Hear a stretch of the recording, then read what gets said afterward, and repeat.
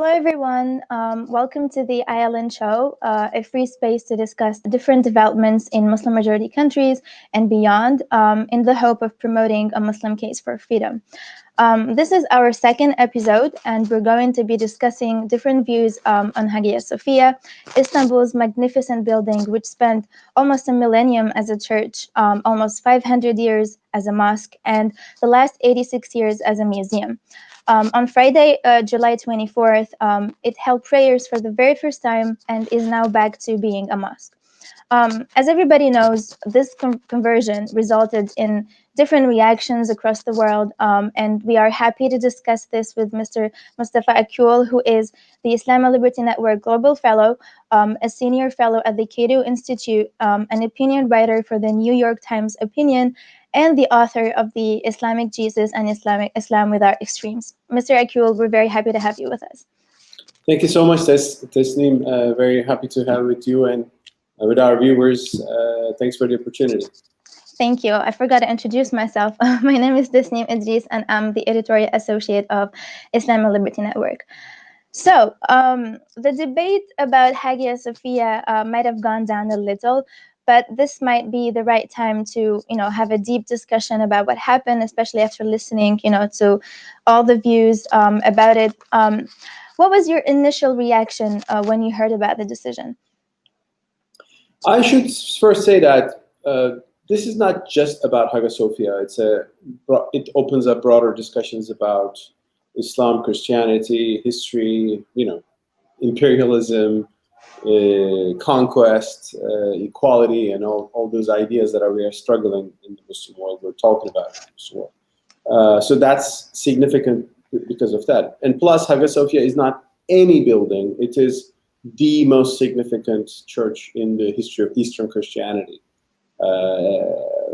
Eastern Orthodox Christianity. And so that's why it's significant. And also for, of course, Muslims, it's highly significant. It was the most significant mosque of the Ottoman Empire.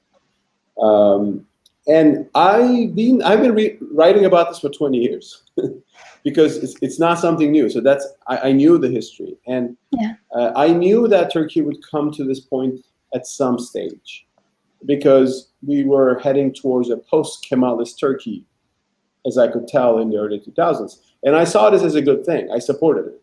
What is Kemalism? Kemalism is the founding ideology of Turkey. Some people compare it to Habib Bourguiba, in Tunisia to some extent.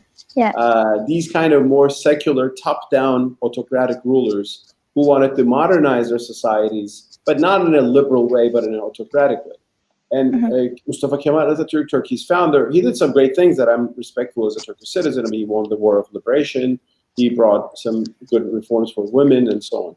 But he was an also autocratic modernizer. And his secularism, which he brought from France, in Turkey we call it laïque, and I think the same thing in Tunisia. Unfortunately, we never had a tradition of liberal secularism like in the US. We always got the French version.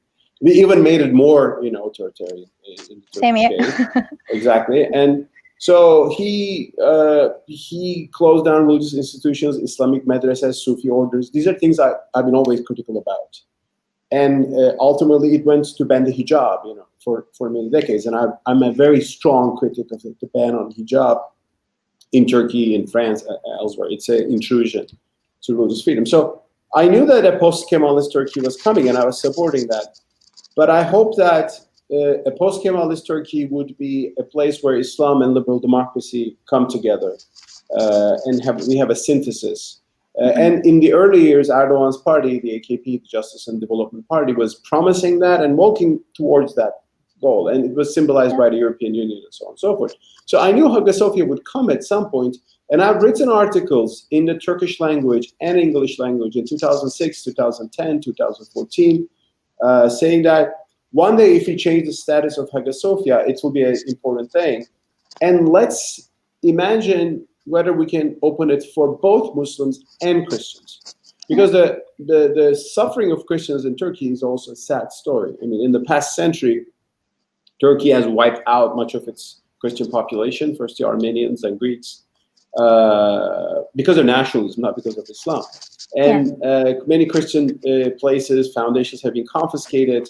So I would say, if you reopen Hagia Sophia and say, well, Muslims can pray on Friday and Christians pray on Sunday, it would be the testimony to the pluralism of Islam. So I've written about this. I knew the structure of the building and everything. I'm from Istanbul. I know it. So when President Erdogan announced the decision that therefore, I mean, he didn't initially announce, but his advisors signaled it on social media.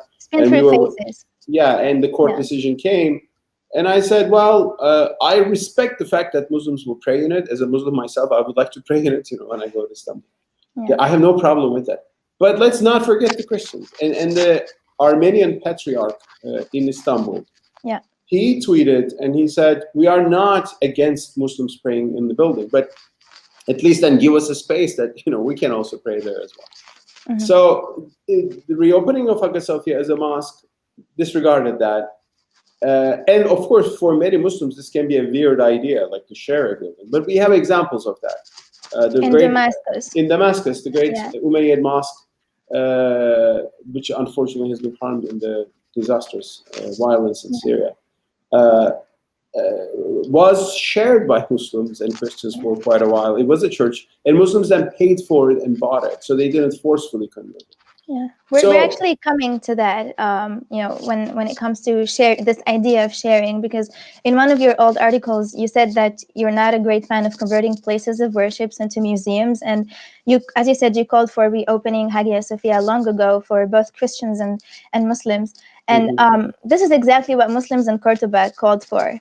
In the early 2000s, the increasing Muslim community there submitted a request that would allow Muslims to pray on Friday there.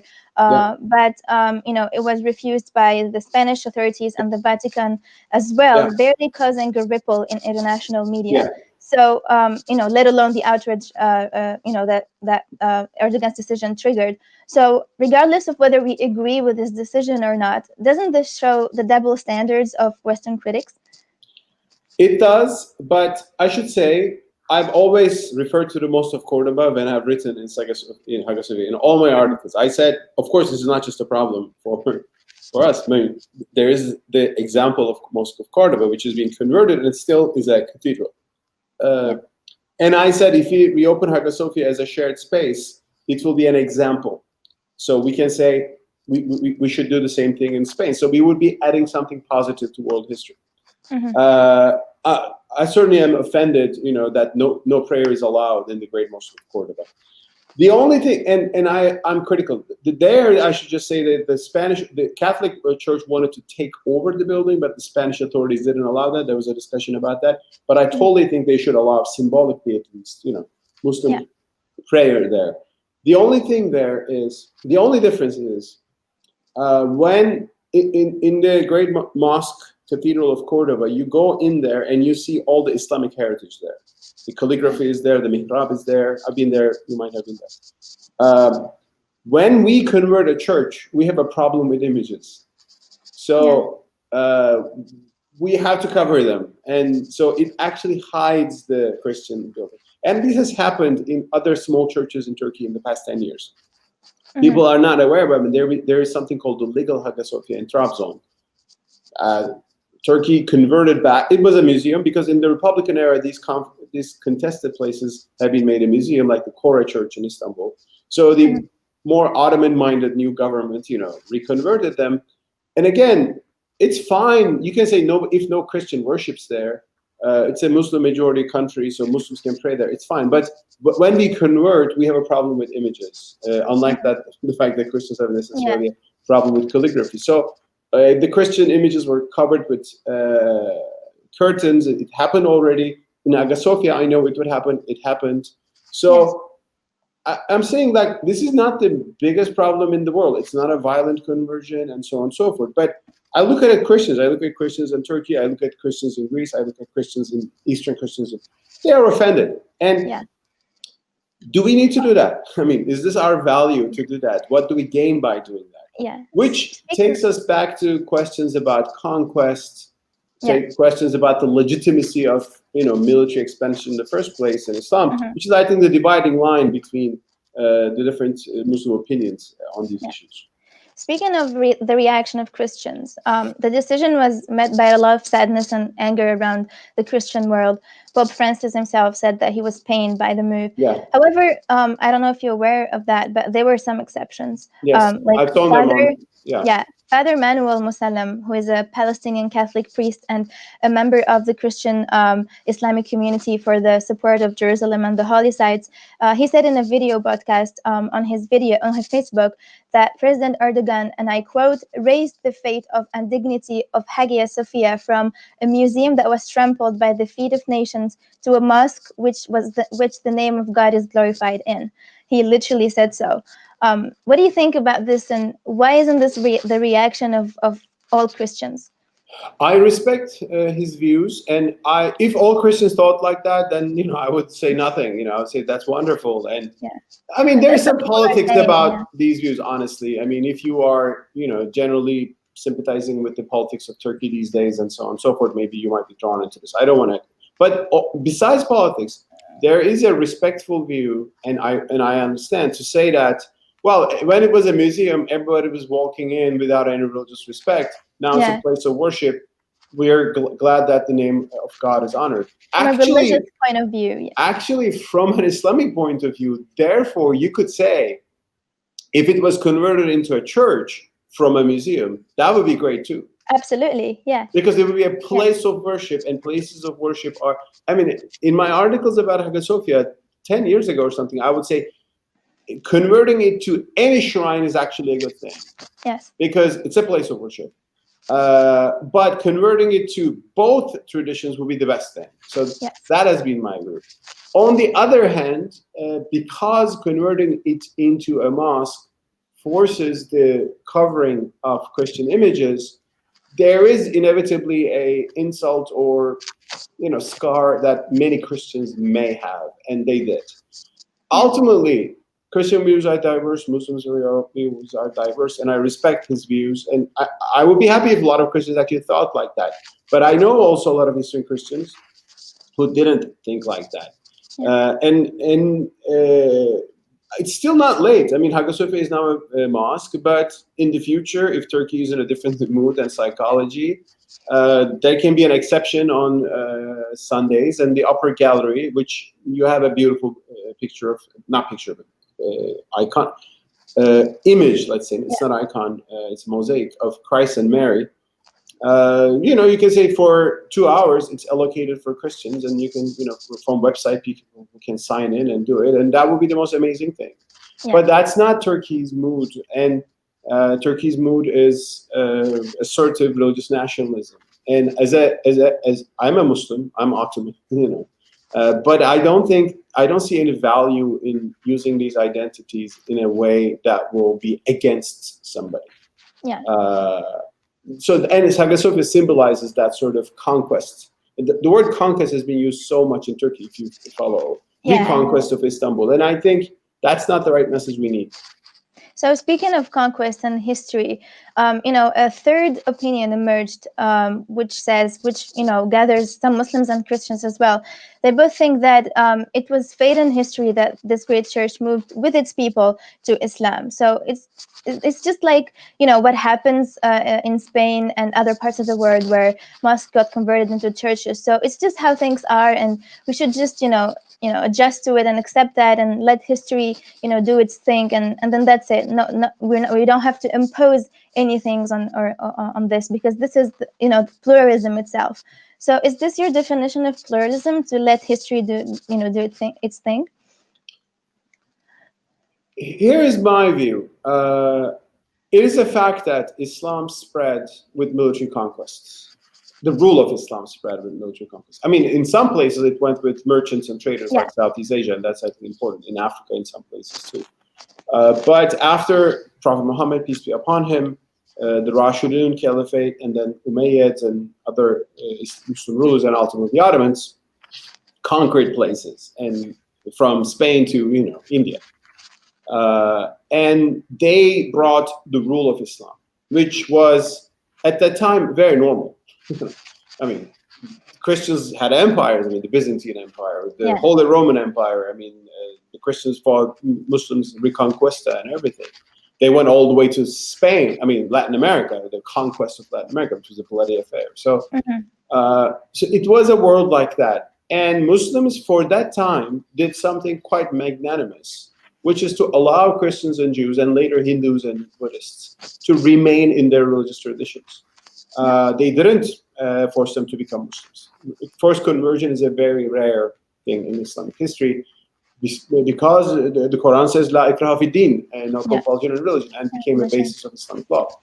Muslims minimized the meaning of La ikraha fi din over time, but at least they didn't force people to convert, which was a great thing. But and conversion of churches in this history is a complicated story because there is no basis for converting a church in the Quran or in the prophetic practice in the Sunnah. Jurists discuss this, and we know when Caliph Umar took Jerusalem 5 years after the Prophet's passing. I was going to come to that. He didn't convert the churches there.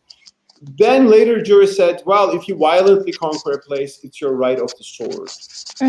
Now, it's like a trophy of the. Yeah, it is. Now, what I'm saying is, this right of the sword, which Turkish conservatives still lovingly quote all the time, was not Islamic. It was medieval politics. Everybody was doing it at the time. It was the universal norm at the time, if you will. Christians were doing the same thing. Others were doing the same thing. Yeah. But it was not coming from the sources of our religion. And it is not the eternal value that we should protect in Islam.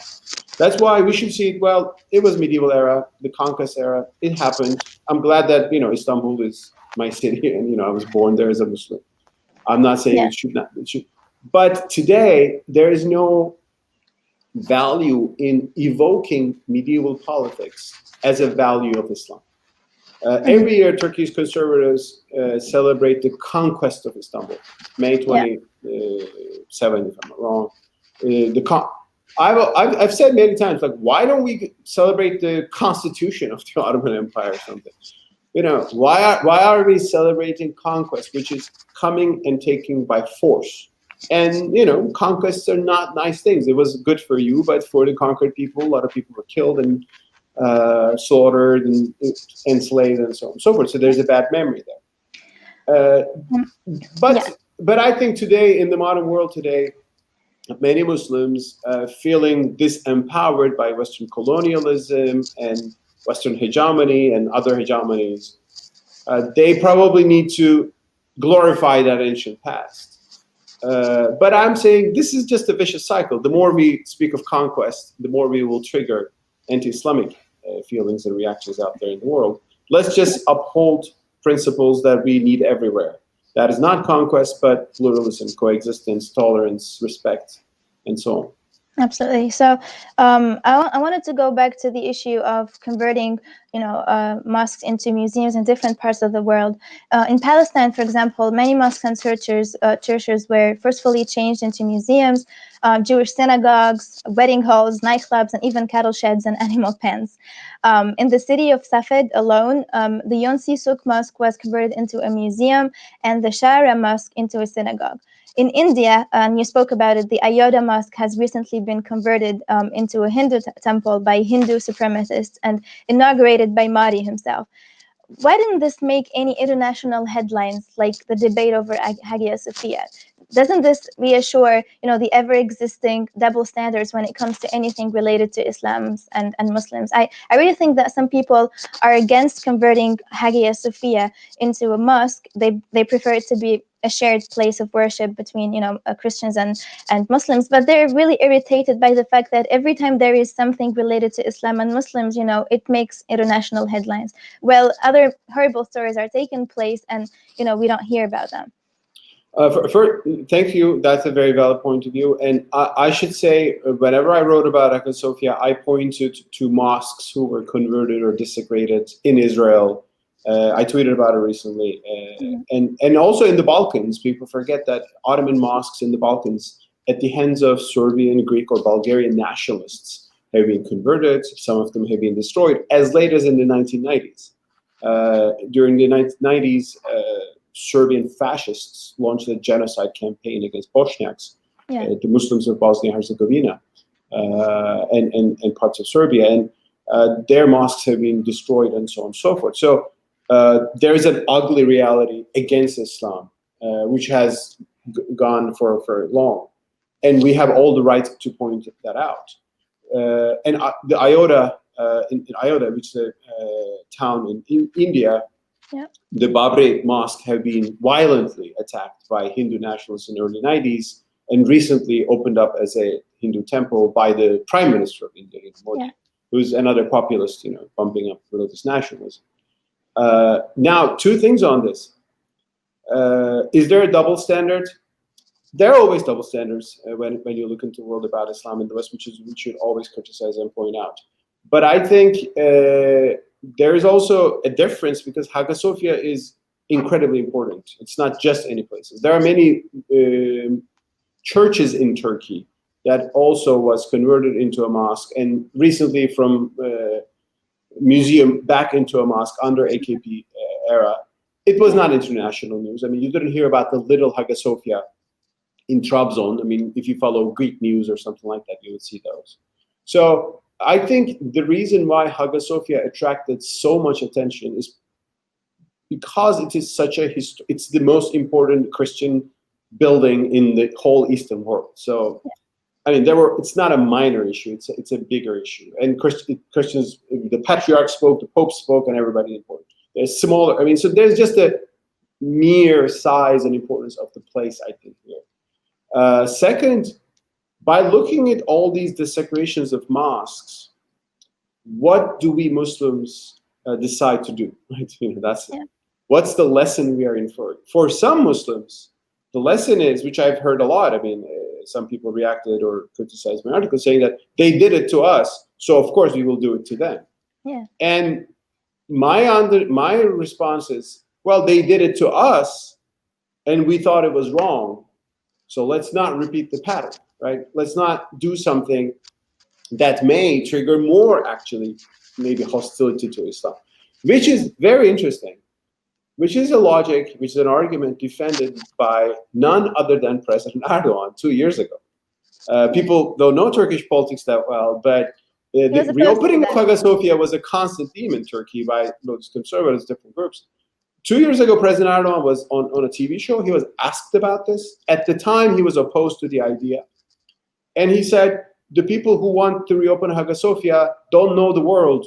We have so many mosques around the world. What if we provoke any hostility against those mosques? These people are ignorant. He said, I didn't lose my direction, and so on and so forth. I agreed with him. I mean, then in 2 years, President Erdogan changed his mind. I think it has something to do with Turkish politics, and political psychology in the country and everything. He's a politician, he can take different positions here and there. Mm-hmm. But I'm not a politician. I'm not interested in the votes of this party or that party. I'm interested in articulating, defending some principles. So therefore, to all those people who say they did it to us, so we will do it to them, my argument is, let's not do it to them, and let's criticize them more forcefully by presenting a moral example. Mm-hmm. So aside from the political, debate inside Turkey, there's also another dimension to this, which is the American-Turkish relationship. It is very noticeable that the American Congress only asked Erdogan to review the decision without any further sanctions or anything of this sort. About 30 years ago, the American-Turkish relations were totally different and mainly defined by following America's lead. Now, as you said, only 2 years ago, Erdogan was opposed to converting Hagia Sophia into a mosque. Isn't this new decision just a means to show that Turkey has become an independent sovereign country with its own independent foreign policy? And isn't this the reason why Erdogan is one of the most popular Muslim leaders, and simply because he is often, satisfying Muslims' pride and need to feel somehow sovereign and not only part of the Western agendas, First of all, I should say that I've heard some people in the U.S. Speaking of sanctions against Turkey. I forcefully spoke against that. I was actually on a TV discussion in the U.S. And I said, no, I mean, that's wrong. It is ultimately Turkey's sovereignty. That's true. Yeah. Turkey is a sovereign country. It can make decisions about the buildings, in its territory, right? So this is not a legal matter, so nobody has a right to put any sanctions. How are Turkish-American relations? I'll just put one thing. Turkish-American relations aren't great, and I think both sides have mistakes on that. There's only one thing which is very good. President Trump and Erdogan, they are very in good terms with each other. They personally are very good, which is an interesting thing, to note here in this complicated picture. Anyway, let's leave aside the politics of this. Is Turkey becoming a sovereign country and making its own decisions? Yes, but 30 years ago too. I mean, people think that before Erdogan, Turkey was always a subservient. Turkey did the military operation in Cyprus in 1974 by defying America, by defying America's threat to put sanctions on Turkey. And the leader was then Bülent Ecevit, he was allied with Necmettin Erbakan, actually, who's coming from Erdogan's political tradition. But Ecevit, it was a secular Turkey with secular generals. It's not that Turkey was always lackeys of the West and so on and so forth. And as critical as I am of the Kemalists for their illiberalism, like authoritarian laicite, I mean, Kemalists were Turkish nationalists. They at times, defied Western policy and stood up and so on and so forth. Now the question, but here are two things. When we stand up defiantly against Western colonialism, imperialism, or imposition, what are we exactly talking about here? If Western countries come and tell Turkey, you can't look for oil in your seas, I'll be against those countries. It's Turkey's right? If Western countries come and say, you cannot, we'll put you sanctions because you made a decision, which they would do in their countries, but they don't allow, I would stand with Turkey on that. Mm-hmm. But if Western countries, and not actually the government, but NGOs, media, come and say to Turkey, you are unfairly jailing people. I mean, you are jailing journalists who just criticize you. That is wrong. I won't take this as an offense against Turkish sovereignty. I will say, well, they're right. So, because the narratives that is coming to the West, into the Muslim world, in the past two centuries, sometimes include indeed colonial impositions and so on and so forth, and that comes in the issues of interests, oil, natural resources, and so on and so forth. It was more unabashed in the past. It became maybe more nuanced later.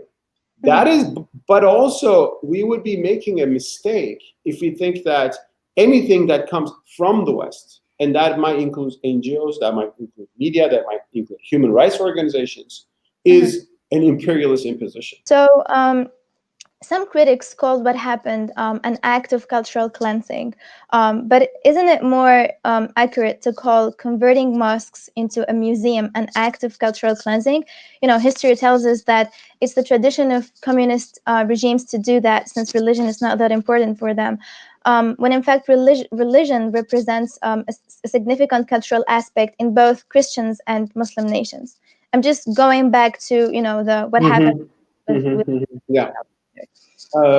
It is true that converting places of worship into museums, is wrong, and communists have done it, and I would stand up against that for sure in the name of religious freedom. But Hagia Sophia is a special place. By converting it into a museum, the Turkish Republic, as critical as I am for some of the things done in those years in the 1930s, revealed its Christian past. Because under the Ottoman times, it was actually, you could see Christian iconography at different times in the Ottoman Empire. It was not that strict. Historians have written about this. But ultimately, the Ottomans covered all the Christian imagery with whitewash. So they didn't destroy those paintings. That's important, those images. But they covered it all. So it was, all the Byzantine past was hidden. So when Turkish Republic turned that into a museum, those were opened up. So it became this amazing building where you could see Christ and Mary, and put there centuries ago with Islamic calligraphy, mihrab, and the names of Allah. Yeah, it's fascinating. So by turning it into a museum was not, in this case, an attack on a place of worship, but it was a way of revealing the complicated past of these two buildings. The same thing is for Kariye Museum in Istanbul, known as Kora, which are called Kariye. People might not be aware of that, but if anybody goes to Istanbul, I would strongly recommend. It's a much smaller place, but it has the icons and paintings of, not icons, but paintings, images of mosaics of the most precious, Christian Byzantine iconography. It actually reflects, which I wrote in my book, The Islamic Jesus, Eastern Gospels that are not in the New Testament, but actually sound more like the Quran. So there are some paintings there about Mary in the desert and so on and so forth. So, by turning these buildings, and if anybody turns Sultan Ahmed Mosque into a museum, I would fight to death to reopen it, right? Because that's a mosque. It was built as a mosque. But for places like these, I think turning them into a museum was a secular solution, not in a bad sense, in a communist anti-religious sense, but in a sense that it gives plurality and it reveals the history of these buildings. Of course, the ideal would be to still worship them, but allowing two traditions. That's the ideal solution. Yeah, that's the best idea. Nobody's interested in doing, of course. I mean, that might be ideal. No, but mosques and churches are being visited everywhere in the world. They don't have to be museums, right? We have amazing mosques and churches. Visited. No, they are visited. It's not a problem. I mean, people ask me, can we not visit Hagia Sophia? No, I said everybody will still visit Hagia Sophia. Yeah, it's still open to everyone. You won't even actually need to take a ticket, so maybe buy a ticket. Cheaper. So maybe, yes, free totally. So that's the advantage. But the Christian iconography will be covered as they are. I mean, I'm not in Istanbul. I don't know how technically it works on the ground. When they put the curtains, they said they will be covered only during the time of prayer. But in Islam, time of prayer is not just 5 times a day. I mean, you can walk and pray anytime. I actually don't know on the ground whether they're really opening them at some point during the day and closing them. That might be a relatively more solution. But I have seen no photos so far of those curtains being lifted at some point during the day. I mean, we have to see what's going to happen there. Yeah. So let's go back to the very beginning when Sultan Muhammad II, Muhammad al-Fatih, bought the deeds for the church in 1453. He didn't. He didn't? No. Okay, let's Sultan challenge Mehmet, that. you mean conqueror of Istanbul? Yeah. No, that's a myth on Muslim Twitter.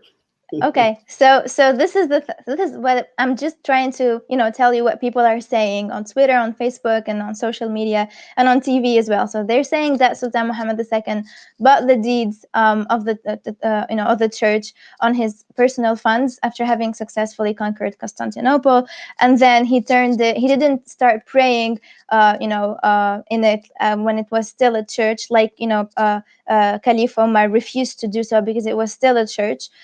He actually converted it into a mosque, and then he started praying on it, and it was rightly his according to them, because he's the sultan now, he's the ruler of Istanbul.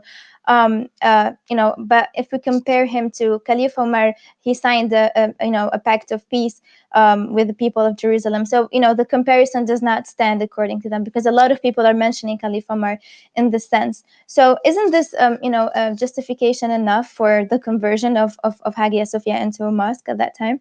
Especially one more thing, at that time, Muslims in Spain were being, tortured and killed. So, even the foes of Sultan Muhammad would understand that conversion, because as if it was saying, we're still here, we're still powerful.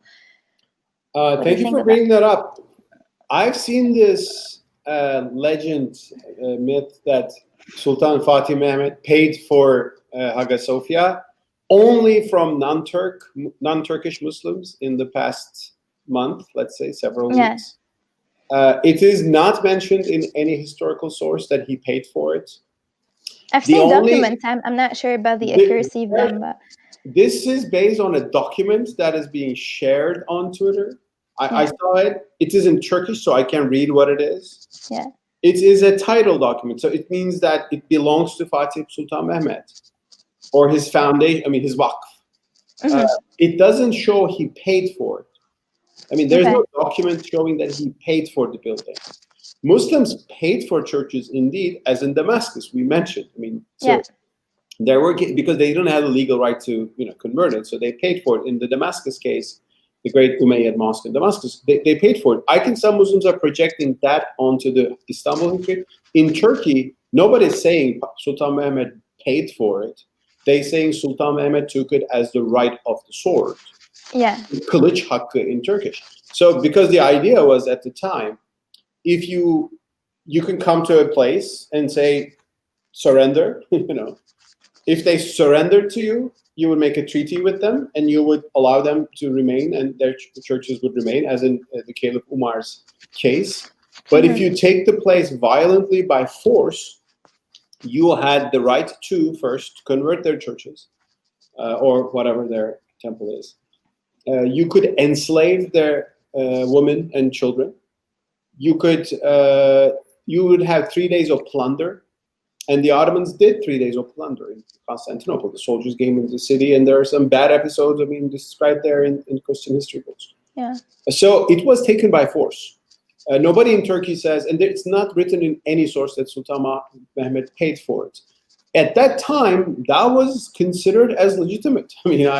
Even to the Christians.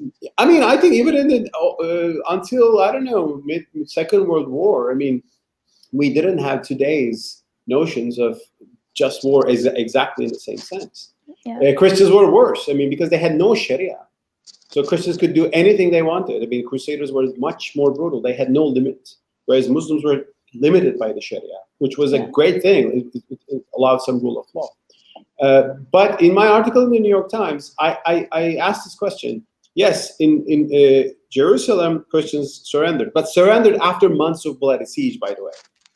Taking Jerusalem was a bloody affair, actually, but towards the end, they surrendered at some point. But we don't have in the practice of Caliph Umar, or we don't have in the practice of Prophet Muhammad, or in any verse in the Quran about converting churches. So I'm saying, where did this idea that you can violently take a place and then you have the right to convert come from? And I refer to the article. I read many articles, all the sources about this over the years. The idea comes from medieval politics. It was a norm at the time. Of course, if you're a conqueror, it's your right. You come and take it. And that's the idea, yeah. And Turkish scholar Necmettin Güney has a good article, which I linked in my New York Times. He says this came from administrative politics, which he means by siyasa sharia. It was the politics. It was not based on Quran or Sunnah, which brings to my argument. Well, it was the medieval era politics, and if Sultan Mehmed took it as his right of the sword. The question is, and we can understand that Christians were worse, but now the world has changed. If we legitimize the right of the sword today, will it not work against us, right?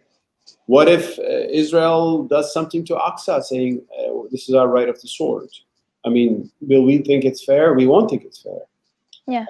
There'll be a huge reaction from the Muslim world. God forbid, I don't think it's going to ever happen. It should never happen. But if you legitimize the idea that the conqueror has a right to convert places of worship and dominate the peoples, if you push this idea today, it might not be very good for anybody, including Muslims ourselves, in India, for example.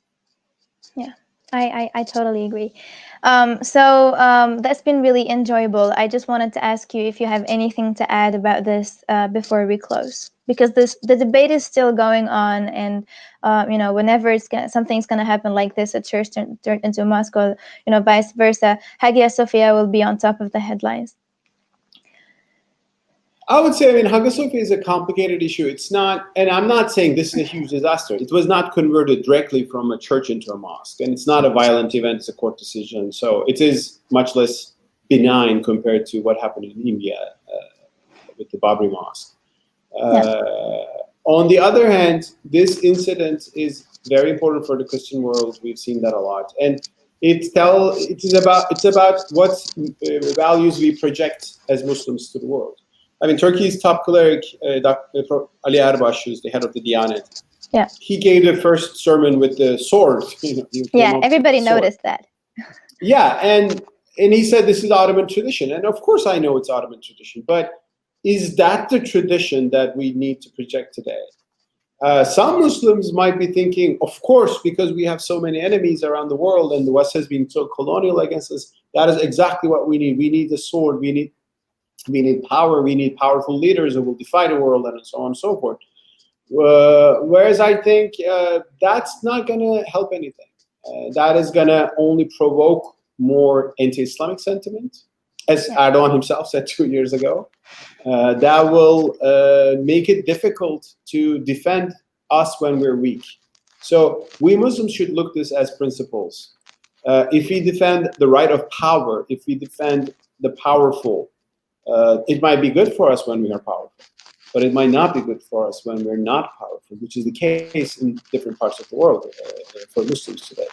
Of course, it opens a lot of questions about whether Islamic conquests in the first place were just politics or they were religiously sanctified. Sorry, I think that's an interesting question we should open today. Yeah. It's about values we present and ask for in different parts of the world. That's why I thought it was an important question. Again, I'm not offended. I mean, when I go to Istanbul next time, inshallah, I'll be happy to open my prayers in Hagia Sophia. I would respect all Muslims for following us to do the same. But let's not forget that Christians built this place, and if taking it by force is something that we still glorify today, we might not be projecting the best values of Islam. Sure. At least it's a place where the name of God is being glorified. As one of the Christians, I appreciated what happened. So it's, a lot of opinions. We're going to be always arguing about different things, different opinions, but probably we should respect that we have different opinions at the end of the day. Finally, what's most important is that we Muslims should be able to have different opinions and not condemn each other. Absolutely. After I wrote article, some hardcore people in Turkey put me on headlines as he's a traitor or something. Yeah, it happened a lot too. I mean, I just think differently from you, and I've been saying this opinion for 20 years, and Erdogan was saying the same thing 2 years ago. I mean, so we don't have to think in the same lines with the great Muslim leader, whomever that is, in any country or society, or even the majority. And it doesn't mean that we're not Muslims. Did the Christian priests who had this different view on Hagia Sophia, were they condemned as traitor by other Christians? I don't know. Some people did. Some people accused them of being so. Yeah. Okay, well, at least he probably won't be fearful of being arrested or attacked and so on and so forth. And if that happens, that would be a shame for Christians, of course. Yeah. So I think the most important thing today for Muslims at the end of the day is that on every issue, we have different opinions. And it's fine. Nobody should, we should talk about these opinions. We can come to an agreement. We might still disagree, but we should not demonize each other. There's not one Islamic line that's absolutely true, and other things are absolutely unjustified. Absolutely. And also one more thing. I've seen in the Arab world, like clerics in Egypt and so on and so forth, criticizing Turkey's decision, and they said Erdogan did the wrong thing. I actually say something a bit similar, but I know those clerics are saying that because they're under Sisi. Absolutely. We should differentiate between. So let's just give a break. I mean, I don't want clerics in Turkey parroting Turkish official line, and I don't want clerics in Egypt parroting or Saudi Arabia the official line. But for that, they should have freedom of speech. I see clerics in Turkey supporting the official Turkish line. I see clerics in Egypt supporting the line of General Term President Sisi. General Term. Sorry, huh? You called him General Termed President because he is so.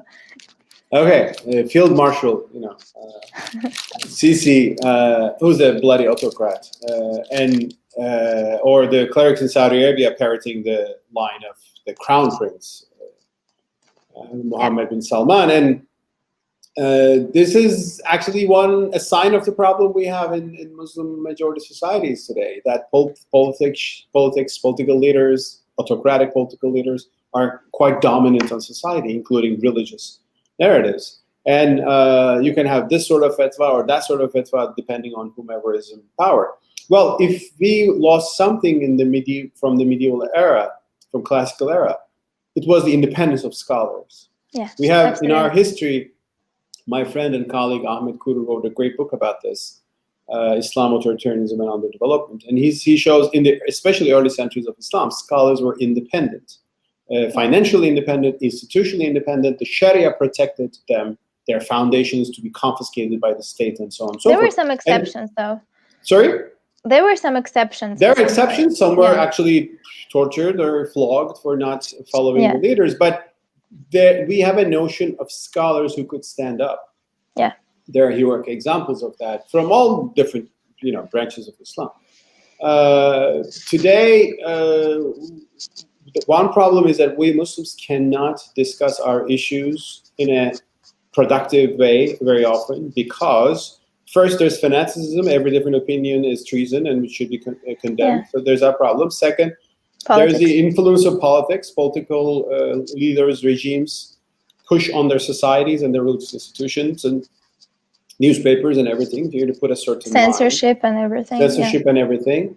I think these are the big issues that we have to speak about today. I mean, Muslims will not change the world actually when we for the better or even for the worse. I mean, by reconverting Hagia Sophia, the glory of Islam will not come back, and so on and so forth. If our glory will ever come back, that means being a civilization that others admire and in which peace and prosperity and rights and justice flourishes. Absolutely. We should begin by freedom. So we can talk about these things. Different ideas can prosper. That's why I think Islam and Liberty Network is doing a great Thank you so job much. Carrying out an important mission. I'm proud to be a part of the team. You are a global fan.